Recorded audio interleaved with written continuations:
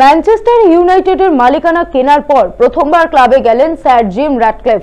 মঙ্গলবার ক্লাবের coach, footballer ও অন্যান্য সদস্যদের সঙ্গে সাক্ষাৎ করেন ইনিওসের সিইও।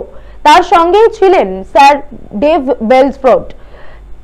ক্লাবের পক্ষ থেকে সামাজিক মাধ্যমে সেই ছবি পোস্ট করা হয়েছে। সূত্রের খবর, ইউনাইটেডের কোচ এরিক টেন হ্যাগের সঙ্গে দীর্ঘ সময় বৈঠক করেন ক্লাবের নতুন মালিক। সাম্প্রতিক অতীতে ক্লাবের খারাপ ফর্ম নিয়ে কথা হয় দুজনের মধ্যে। খারাপ সময় থেকে উত্তরণের পথ খোঁজার চেষ্টা করেন তারা।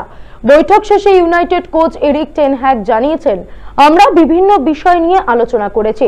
অনেক বিষয়ে আমার মতামতের সঙ্গে সহমত পোষণ করেছেন উনি। অনেকটা সময় আমাদের মধ্যে কথোপকথন হয়েছে। আমি বলতে বাধ্য হচ্ছি, আমাদের মধ্যে বৈঠক ইতিবাচক হয়েছে। তিনি আরো বলেন, আমি মনে করি উভয় পক্ষের মধ্যে একটি খুব গঠনমূলক বৈঠক হয়েছে। ফুটবল নিয়ে তাদের ধারণা খুব স্পষ্ট। আমাদের দেখতে হবে আমরা সবাই মিলে কি করতে পারি।